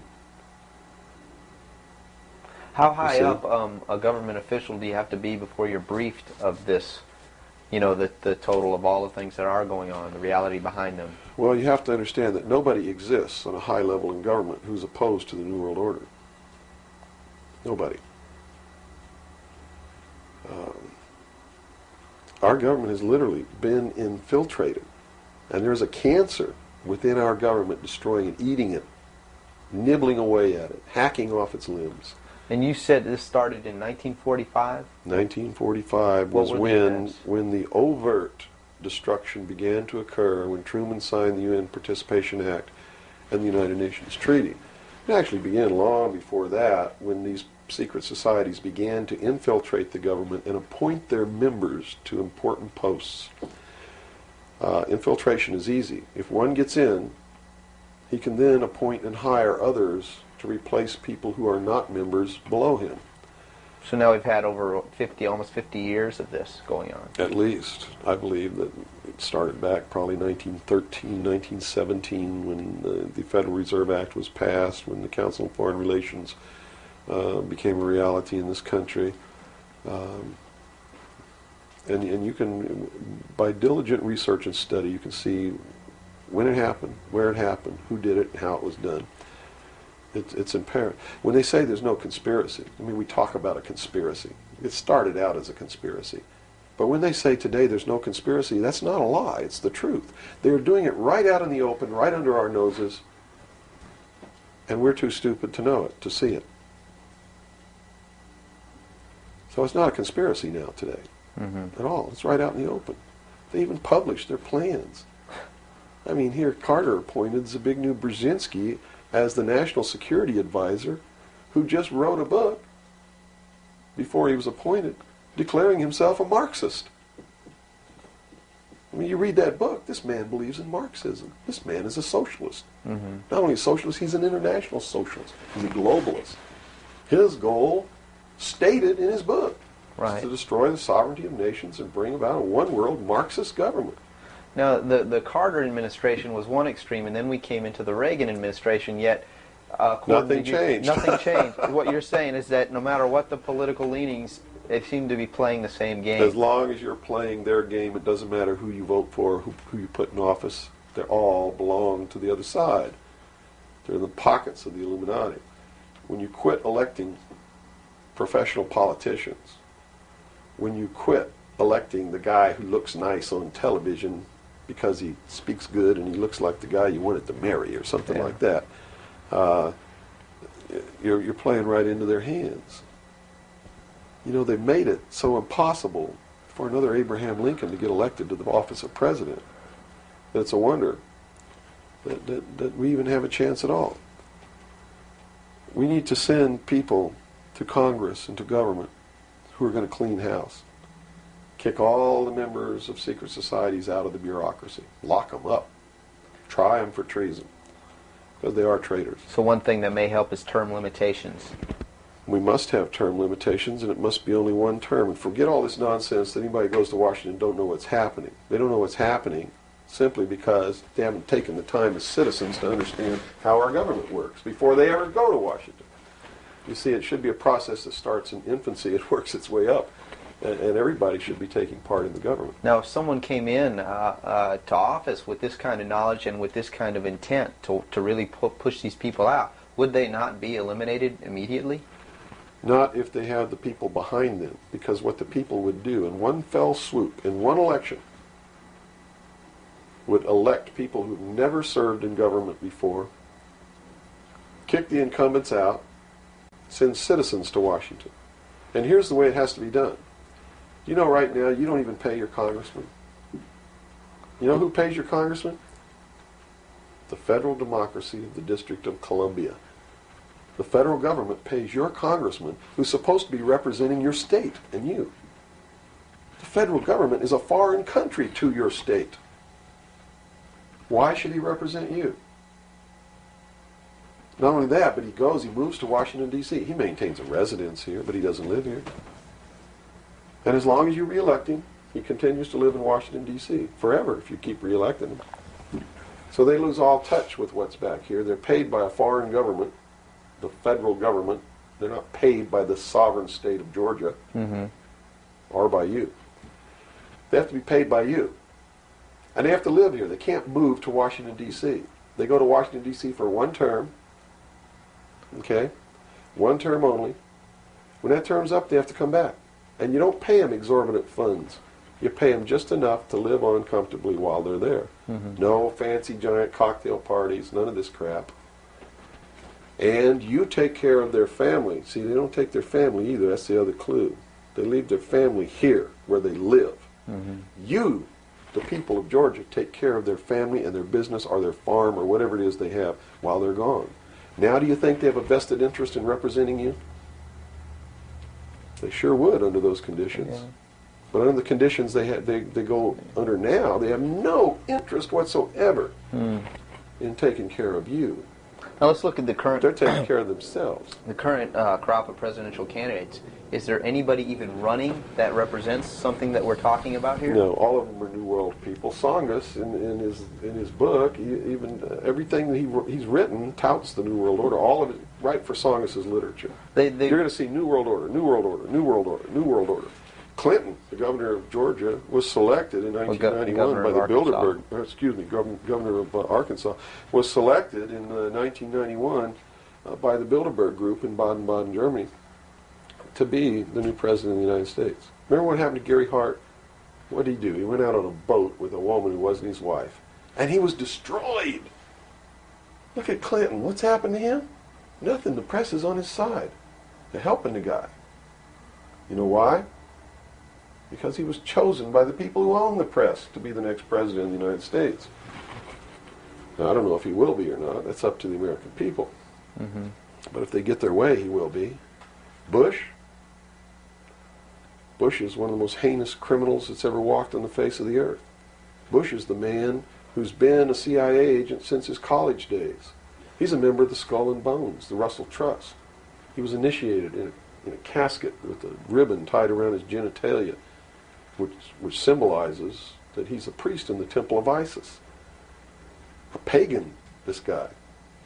This man is a member of the mystery schools. Well, he has the outward appearance of a good Christian, church-going Christian, no? They do whatever they have to be approved by the people, but in secret, they're not at all.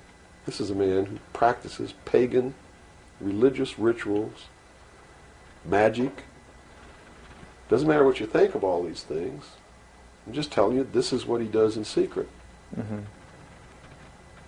He is the man who, when he was chief executive officer, when he was president of the offshore division of Zapata Oil, organized and began the first large-scale drug smuggling operations into this country. George Bush is the one responsible for the drugs on the streets. And the war against drugs is not a war against drugs, it's a war against the Bill of Rights. We've already lost the Fourth Amendment in this war. That's true. And we're going to lose everything else. You watch on, it amazes me, people watch on Saturday night, cops, top cops, tough cops, 911. All of these stories that are glorifying the police state, and they're falling right into the manipulation. As they watch police with no search warrant, with no court order, break down people's doors, tear out their walls, rip open their mattresses. All in the name of the war on drugs. Pretty sneaky. It's pretty sneaky, all right. You see them stop people in the streets, and the guy's got $400 in his pocket. They don't press any charges. They didn't even have any reasonable suspicion to stop the person and search him. And what do? They take their money, and they don't give it back. And America's watching this. And the stupid idiots, yes, you stupid idiots, you sit there and watch it, not realizing that when you take away that man's freedom, you've also taken away your own. You see, because they can do the same thing to you. Just because you talk a way that they don't like you talking, or because you wear red shoes and they don't like red shoes, they can do the same thing to you. And under the new law, without a court order, without a search warrant. They can break down your door. They can rip open your mattresses, your couches, your walls. They can trash your house. All in the name of the war on drugs. And let's say they don't like the color of your shoes. All they have to do is drop a little pouch of cocaine in your living room, behind your couch, and find it and say, aha, you're a drug dealer. What happens then? Now they can confiscate your house, all your possessions, all your property, all your bank accounts, all your cars, boats, vacation cottages, whatever you have. And they can auction it off within 24 hours without ever even pressing charges against you. Without a court order, without due process, without just compensation. And there's not a damn thing that you can do about it. Not a damn thing. At least right now. At least right now. And the reason you can't do a damn thing about it is because you're the one who brought it about through your stupidity. You're mentally crippled. You're operating from a position of ignorance, apathy, abdication, irresponsibility. And we're losing our country, our freedoms, everything. Now, these are strong accusations of the American public. What do you hope to accomplish by angering the very audience that you want to watch and listen to you? Go prove me wrong. Go make me the idiot. In so doing, you're going to find out what the truth is, and maybe you'll wake your up. And if you do, maybe we can save our country. Because I don't really care at this point whether you get mad at me or not. My country's disappearing. My freedoms are disappearing. My daughter's going to live as a slave in the New World Order if you people don't wake up and help me. So, if I had a 2x4, literally, I would smack you upside the head with it. I don't care if you get mad at me. It's beyond that state. You know, I'm willing to put my life on the line. Why would I care if you get mad at me? Mm-hmm. You know? People say, well, don't you feel threatened? Don't you feel like your life is in danger? Are you kidding? You're the people who sent your sons and daughters to fight an illegal, immoral, unjustified war in the Middle East? And that didn't bother you a bit, that they might have got killed over there, and you're worried that I might get hurt or killed? Right here, really defending my country? Really fighting in defense of the Constitution? Right. You brought up the Persian Gulf War. That's something that's still on a lot of people's minds. Based on what you're saying, what was the reason for that war? They should feel really guilty. They should feel really bad about that. I mean, what about a Saddam Hussein that everyone seems to agree is you know, the evil man here, that we had the right to go in and punish, destroy, or whatever? Well, it's funny that the man who purported to want to destroy Saddam Hussein was the man who really built Saddam Hussein when he was in the Central Intelligence Agency. We have been building up Saddam Hussein's arsenal. His technology comes from us in the Soviet Union. We built him up to create that war. We did it for a purpose, and the purpose was, look at this. If George Bush knew what he was doing, how come he didn't know what he was doing? Here's what he said. We've got to send troops to the Middle East because we can't afford to pay $26 a barrel for oil. That's on tape. Next he comes out and he says, no, it's not about the price of oil. It's because Saddam Hussein's not going to stop at Kuwait. He's going to go into Saudi Arabia, and those are our friends, our buddies. So we got to go defend Saudi Arabia. And then James Baker says in a press conference, nope, it's not about Saudi Arabia. It's not about $26 a barrel for oil.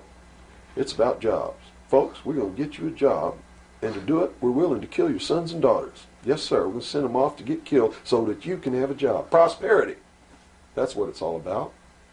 Well, what was the actual scenario if we hadn't have gone in? Well, see, that's not the end of it yet. Then George Bush comes out and says, whoa, the White House is flooded for telegrams. They don't want their sons and daughters to get killed for a job. It's not about jobs. It's about naked aggression. Yes, sir, there's a little Hitler over there called Saddam Hussein. Yeah, and we're going to go destroy him because the world doesn't need another Hitler. Never mind Pinochet in Chile, who's another Hitler. Never mind all the other Hitlers in the world. Was that Never mind Tiananmen Square. Well, then, you know, then people would say, well, the American government's not interested in that because money is not in you know, it's the oil here. We're talking about money. No. So you're saying it's not even that. No. They've been planning this war for years. In fact, Arco Press wrote a book about it. The name of the book is Rapid Deployment Forces. It was published in 1985. It names Kuwait as the country. It talks about Operation Bright Star, where they've been practicing the war every year since the early 80s, sending troops over there practicing the war, liberating Kuwait. It's even named in the book. The whole thing was spelled out years ago. What it was all about was to establish the New World Order. You see, because for the first time in the history of the world, it's established the legal international precedent that the United Nations could pass a resolution and send its police force to enforce that resolution, and that the member nations would have to pay for that action. And George Bush said it very clearly, but nobody was listening, when he said, no longer will any nation stand against a world united. And with that action, he established the legal foundation in international law that the United Nations is now legally and overtly the one world government, and that the United States military forces and the other forces that were sent by other countries were established as the one world police force under the United Nations. Have you seen the new Air Force uniforms yet? Nowhere on them does it say United States or U.S. They are United Nations uniforms. Go look at them. What role in the Middle East, again, does Israel play in this? Israel was created as the instrument to bring about the Battle of Armageddon and the fulfillment of prophecy, a war that will be so terrible, where nuclear weapons will be used, so that the American citizens and the other people in the world will get down on their knees and beg for no more war. And what is the answer to that?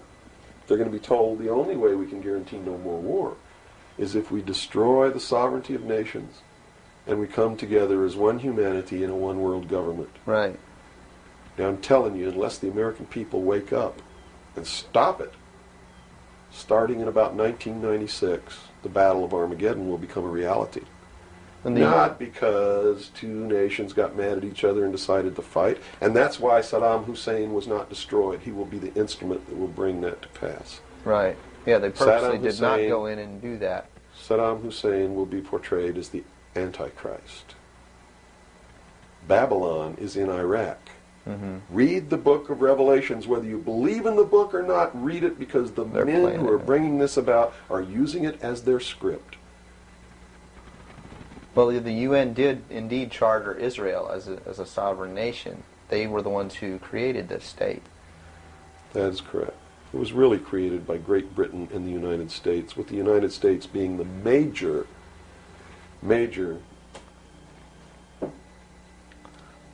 instigant. Okay, and the Jewish people were then being manipulated into believing it was for some other reason. That's correct. They've always been manipulated. And I get people who still come to me all the time and say, Bill, you're all wrong. It's the Jews. The Jews are subverting the world. Man, it's not the Jews. It's not the Catholics. It's not the blacks. It's these men who belong to the ancient mystery schools, who meet in secret and decide the fate of the world. And they belong to all different races and all different nationalities and all different religions to the public point of view. But in secret, it's a different story. How about the European community? Here seems, based on your theory, another group of sovereign nations coming together to form one government. The European community, the EEC, was created by the Central Intelligence Agency, working through a lodge in Italy called the P2 Lodge. Propaganda 2 is the name of it, which is the intelligence arm of the Vatican, and Prince Bernhard, who is the leader of the secret World Council that controls these secret societies around the world, called the Bilderberg Group. And that's the truth of the matter. And well, during its creation, they just threw out Margaret Thatcher. She was really opposing this. Yes, she was, and that's why she got ousted. Okay.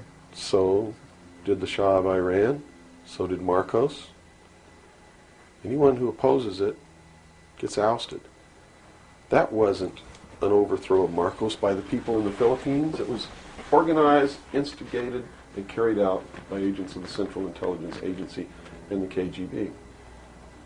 The overthrow of the Shah of Iran, our intelligence community is trying to tell us they didn't know anything about it. They didn't know what was happening. Bullshit. They organized it. They instigated it. They are the ones who caused it to come to pass. Mm-hmm. You see, because we didn't have a national security agency or a central intelligence agency before the UN Participation Act was signed. And these organizations were created to bring about the one world government, the New World Order. And it had to be done in a manner that the people would not know that it was being done, and the only way they could do that was hide it behind the veil of national security. And the Cold War was a manipulation maintained to bleed the people of tax dollars to fund the creation of the police force of the New World Order, which is the Army, Navy, and Air Force and Marines of the United States and the Soviet Union. And the people didn't rise up in the Soviet Union and overthrow communism. It came from the top down because it had to be done. There has to be a bringing to the same level of all the peoples of the world to approximately the same political viewpoint, so there's not big disparity in order to be able to justify the merger of all these countries together. Well, who now is ruling the forces of the former Soviet Union? You have Yeltsin in now. As Gorbachev supposedly went down, but we're not sure about that. Well, let me tell you this. From the beginning, there was never any war between the United States and the Soviet Union. It was created by those at the top to fund the New World Order and the New World Order's police force. At the highest levels of all countries, they all belong to the same club. And we, the people, sit back and we watch this grand drama which is being played out for our benefit, not theirs. If it wasn't for us, they wouldn't even have to do any of this. But you see, they just can't come out and destroy all of us because they need slaves. They need people to make their shoes and make their cars and mine the ore. They need worker bees, and that's what we are. In the New World Order, we will be the worker bees, the slaves. So the Orwellian view of the vision of the future wasn't too far off based on this scenario. George Orwell was just like me. He was a low-level member of British intelligence who was appointed to a position high enough where he saw the same documents that I saw. And he tried to warn the world just like I'm trying to warn the world, only he wasn't willing to take the risk that I'm willing to take. So he wrote it in a book called 1984 and spelled out exactly what's coming as a warning to the people of the world, as a work of fiction. But you notice that that work of fiction really stirred people up because they knew that it wasn't fiction. In their heart of hearts, everyone who's read that book knows that it's coming. It's a possibility. Most people won't recognize it overtly or publicly, because then, if they recognize it, they have to be responsible to do something about it, and that's what every one of you have been resisting all your life, is being responsible to do something about it, to get involved. That's why you'll walk away from a girl being raped on the street by a gang of thugs rather than go and try to help her. And I'm not talking to all of you. I know there's some of you out there just like me, but most of you are just exactly what I've just described. Most people are no better than animals who do not have intelligence because they don't use their intelligence. And to these men who control things behind the scenes, you are stakes on the table by choice and consent, and will always be ruled and manipulated and enslaved by people who do use their brains. As long as we're debunking some myths, because it's putting pieces of this puzzle together, I think, for a lot of people that may be watching. The hostage situation in Iran that got Carter out of office, is this another orchestration? And if so, how does it fit into the October surprise is no myth. There was a deal made. There was a deal made at the highest levels to keep the hostages until after Reagan was elected. Do you really believe that it was an accident, that it was a coincidence, that 30 minutes after Ronald Reagan was sworn in, took his oath of office, the hostages were released? Did they want Carter out? Are you really that naive? I can't believe it. Did they want Carter out? Yes, they wanted Carter out. They wanted Carter out. He wouldn't play by the rules? Or what? I don't know why they wanted him out, but they wanted him out. Carter was ineffective. They do not have the support of all the American people. They need people who can manipulate the American people so that they have their support. My message is to you is don't support anybody unless they're doing what we know to be right. Don't believe them. Don't fall for the manipulations. Double check everything they say. And that means you can't rely on the media as it is today either. Oh, of course not. All the media in this country, radio, television, and print, is all owned by 5 corporations. All of these corporations that own the media are owned and controlled, and members of the Council on Foreign Relations sit on their board of directors. Can you name those 5 corporations? Is that... Not off the top of my head. Okay. I could try, but I don't want to take a chance on being inaccurate. But you can trace that yourself. Okay. Remember, if you go down and you trace the ownership of a station or a newspaper, and you get to a corporation, remember that somebody owns that corporation, and it's usually another corporation. But when you trace the interlocking of all these things, when you get to the top, there's 5. And all journalists know that there's some things you don't write about, and you don't talk about, because you'll lose your job. And that's where the control is. And that's why they pay anchormen like Dan Rather $2 million a year. Because he doesn't question them. He knows that if he goes against them, he's going to lose $2 million a year. Do you think a man that looks pretty and sits in front of a TV camera for the 6 o'clock news is worth $2 million a year? No way. I don't care how long he works, and I don't care what he does. There is no job worth $2 million a year. That's why they pay athletes these fantastic salaries. I was listening to the radio the other day. They just contracted to pay one player on one team $6 million a year. Can you believe this? And why is that? It's the Roman circus. What does the emperor do when the people become restive, and when the people are asking questions, and when the people don't like the policies of the emperor? He sends them to the circus. He creates a circus. He builds a giant coliseum. And he begins to throw the Christians to the lions. And he has great chariot races and football games and basketball games, all to keep the idiots preoccupied with things that don't mean anything in the scheme of the entire world, so that they don't have the time to learn what the truth is, so they don't ever get smart enough to learn how they're being manipulated, so they don't ever question the emperor. That's why they pay a player on a football team or a baseball team $1 million or $2 million or $3 million a year. It is the Roman circus. I know men who don't know anything in the world except who plays third base for the Mets. And they think that's a great accomplishment. And they meet and pat each other on the back and bond and go have cocktails and talk about what this guy that plays third base for the Mets did in last night's game. It's sad. It's really sad. Is there any room in a kind of society where these manipulations are not taking place for this type of entertainment or any type of entertainment at all? If people understand that a game is a game, if people understand that nobody, no matter what they do, is worth paying $2 or $3 million a year for, people should be able to get rich if they want to, by the sweat of their individual labor. Okay? By going out and doing something for the world. Not by taking people's minds away from the emperor. It's a game. Football's a game. Football's a game. But let me tell you something. When 150 of the most powerful men and women in the world can meet in secret in Baden-Baden, Germany, and plot the fate of billions, and nobody even cares about it, but 6 football players go to lunch together, and it's in the headlines across the country, you have a reflection of the society in which that exists.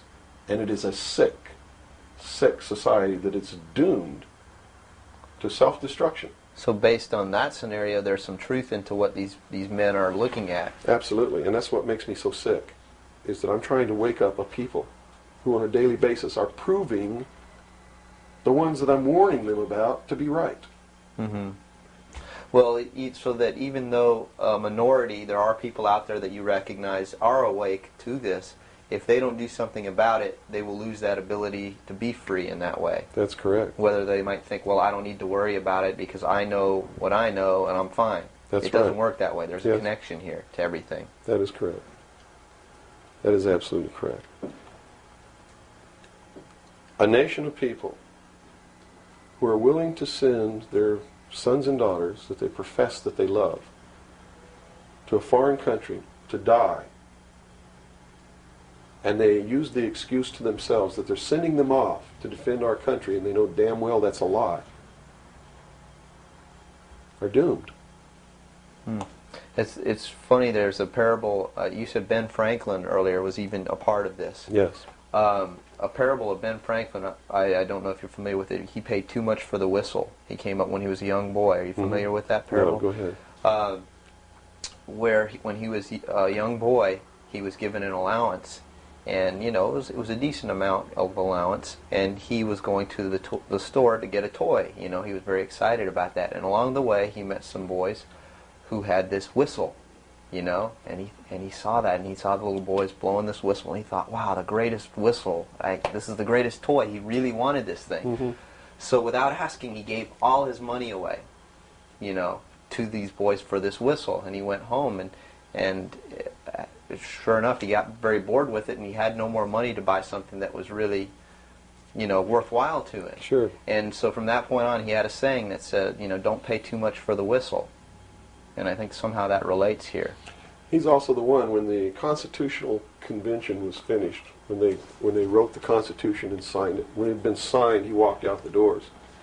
Someone outside, I forget who it was, I believe it was a reporter for one of the newspapers in the 13 colonies, asked him, he said, "What have you wrought, Ben?" Ben looked at him and he said, "A republic, if you can keep it."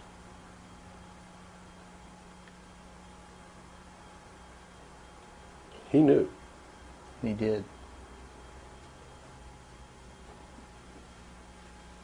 And that's a good place to end. Yeah, I think so. That's a great ending. Wow. Good job, guys. All right, Bill? Bill. Yo. Fantastic. Good. Thanks, Bill. Where's your towel? Right there. I'm about ready Yeah, to these lights are roasting me. Man. kill. I've already had my son. I'm ready for a bath. You know, the major media is great at putting out the propaganda because, you know, this meme out there, this idea put out by the mainstream media that we have the people have no choice because, after all, you just can't let them fail. You know, the government has to bail them out because it would be much worse to just let them fail. And this is remarkable because the major mainstream media have gotten the American public to buy into policies that guarantee their impoverishment, and it's just a testament to the triumph of mainstream media to push out any dissenting voice or any debate or any kind of public service that you would think would be inherently obligatory for a public airwave to adhere to. They've been, the public airwaves, which started out as a public utility more or less, have been, of course, co-opted by the corporate agenda, and now serve purely at the behest of the propaganda meisters in Washington and in the banking system, who put out these ridiculous, these ludicrous ideas that, oh, we just can't let them fail. And anybody who now has seen their monthly income go drop by 90% due to the drop in short-term interest rates by the banking system, the people who are now starving because their monthly income has been slashed by 80 or 90%, these people have had their monthly income slashed for no reason other than to bail out these bankers. So when you say that, well, we couldn't let them fail, you have to understand that simultaneously, you have to understand that you, the individual who's had your monthly income slashed, is where the money is coming from. You are subsidizing the Merrill Lynch bonuses and the Wall Street bonuses. And not only have you had your money stolen, but then you turn around and defend the crooks. And this has got to be the very nature of this whole idea of the Stockholm Syndrome, where the person who's been kidnapped falls in love with their captor. The American people have been kidnapped by the banking system, and now they're defending the banking system while the banking system steals their money in the form of driving interest rates low to bail out banks who have kept afloat this enormous slush fund scheme, unnumbered accounts that are simply there to launder money, launder losses.